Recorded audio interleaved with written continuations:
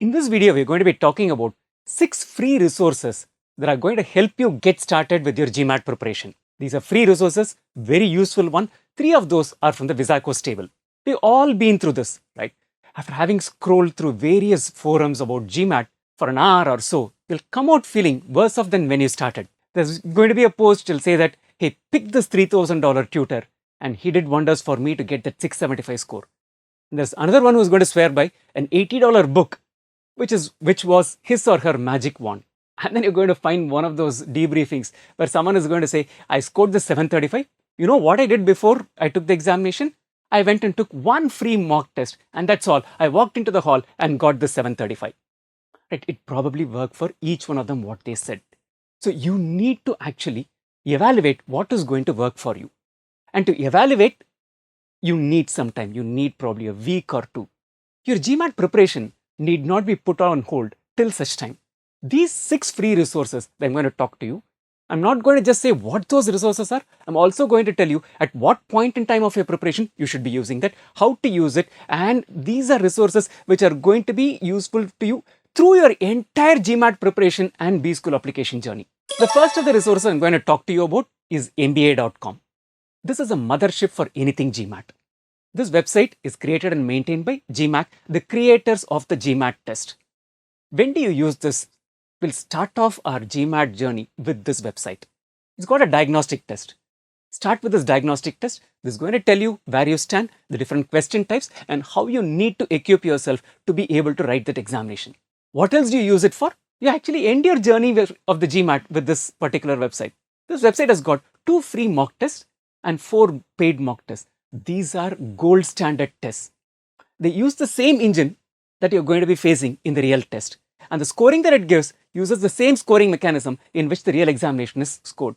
So you end your GMAT journey before you take the real test with mock tests from MBA.com. What else can you use it for? This is a repository of all information relevant to GMAT. Right? You want to know, is passport or Aadhaar the proof of identity to write the test in India? You want to know what you can carry into the test hall? Can you take in earplugs? Will they provide you with earplugs? What kind of a pen do they provide? Everything, all questions related to GMAT, you can find information there.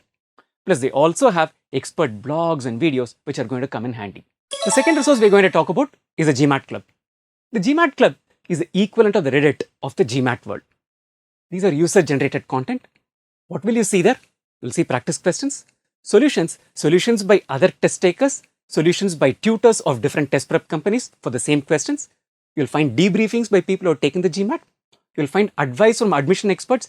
Got the entire works. Everything that you can think about for MBA journey is available on the GMATCLUB. It's a wonderful, valuable resource. What's the catch?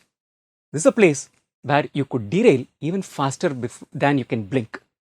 Why so? It's got so much information that you'll walk in thinking that I want a solution to a specific question. I need to know how to solve this particular kind of a question.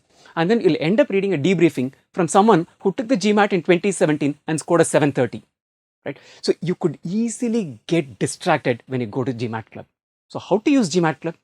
Go with a specific question in mind. Look for sub-forums and which have the topic of interest to you. Do not get into the debriefing when you're still 3 months away from the GMAT preparation. You use GMATCLUB like a laser, not as a flashlight. Here is your resource number 3, POETS&QUANTS.com. You may not have heard of this. What is this? This is a website which is business school intelligence. Right? This gives you information about all business schools probably you can think of, and it provides you with information which is beyond what is available on the website of the business schools and their glossy brochures. When do you use this? You'll use it in 2 scenarios. Scenario 1, you've taken the GMAT, you have a score, and are beginning your application process. So you get data about employment statistics, salary data, what has been the acceptance rate, what has been the admit rate, all of this information that you probably may not get on the website, you will have it on this particular website.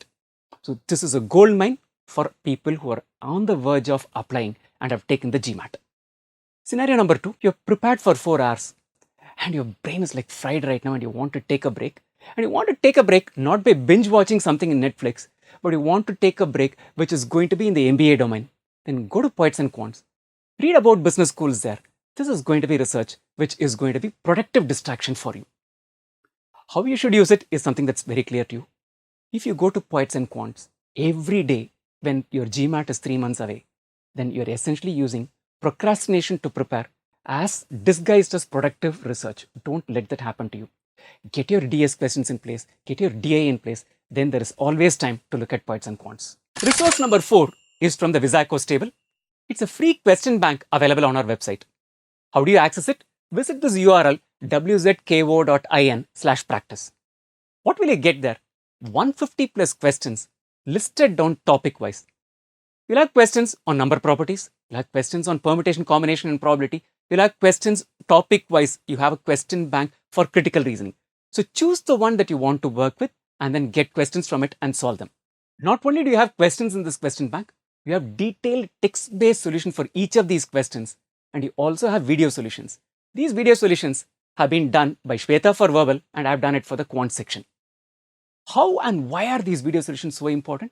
Many times when you're stuck in a question and you go through the text-based explanation, it doesn't make a connect, right? So at that point in time, you switch over to the video mode, and video helps you grasp the nuance of the question and consolidate it and move on.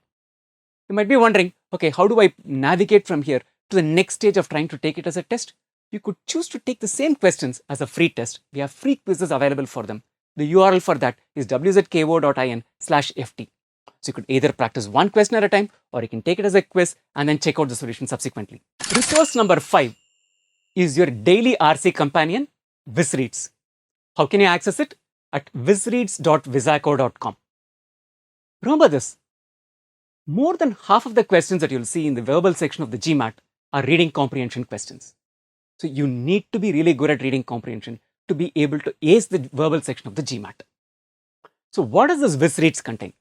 WIZREADS is a repository of high quality RC passages which are GMAT-like passages. Each of these passages is paired with a question which is a GMAT-style question. So how do you use it? You could choose to access these either on a difficulty level basis. These are classified as easy, moderate, difficult. Start with the easy ones and then progress. If you're already good at it, you might probably want to scale up from the moderate to the difficult versions. You can also choose to do it based on the domain from which these passages come from. For example, you might be really comfortable with sci-tech that you want to look at something which is from other areas. So you classified these passages into 3 categories: social sciences, business and economy, and science and tech. You can go through all of them, or you can pick and choose where you want to focus right now. When do you use it? Start from day 1, start from today. This is probably a 90-day, 120-day exercise for you preparing for the GMAT. So this should be your daily routine. I would even recommend that your day begins with this, right? With morning coffee, WIZREADS, 15 minutes. This happens every single day. Remember, reading comprehension is not something that you learn in overnight, right?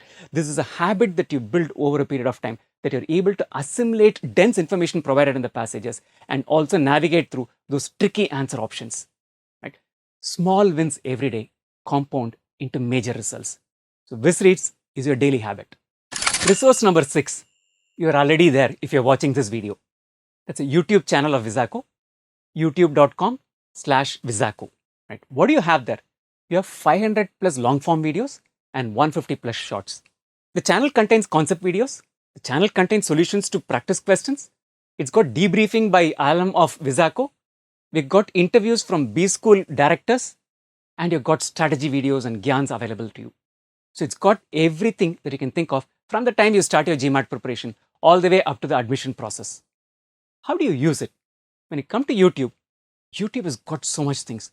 Come here with a specific purpose. Look at that particular playlist which is going to address that particular need of you. Depending upon the stage of preparation, you might probably want to concentrate initially on the concept video playlist, move on to topic-wise question playlist, subsequently move on to application-related playlist. So how you use it is very, very crucial. Set guardrails, set boundaries, say that I'm going to come and watch 2 videos and then walk out of it, not look elsewhere. And that's when you're going to get the best value out of it. These 6 resources that you've got are valuable resources. They're free resources, extremely useful. But there's a big but. This is no substitute for structured preparation of the GMAT. Right? Think of it this way. Go to the gym, equipment available, you can practice, you can build muscles, but that's not going to take you to competitive level. To succeed at the real game, You need someone who is a coach, you need a structured preparation plan, and you need people who will course correct you as you progress. So you need to look at a structured GMAT preparation and use these resources to complement it, not as a substitute to that. When can you use it? To start your GMAT preparation, to get additional practice, to get motivated, right? To build daily habits. These resources are useful. I don't want you to mistake these free resources as substitute for structured, proper GMAT preparation. Now, here is what I want you to do. If you haven't started your GMAT preparation in a structured fashion, get started real quick. We are in the month of January. Don't postpone it to anything later than the end of January. If you want to catch the round 1 deadlines for business schools to get into a business school in 2027. How do you go about it? Get started by evaluating different sources. Sign up for a demo class with Wizako. Shweta handles verbal and DI. I take care of quant and DS. Attend a quant class and attend a verbal or a DI class. And then figure out whether the method that we teach is going to help you navigate through this entire GMAT exercise. The link for the demo is wzko.in/demo. And then supplement it with the resources that we have talked about. I've provided links to each of these resources in the description that you can use it. Now, stop watching this YouTube and get started with your strategic GMAT preparation. Your future self will certainly thank you for that.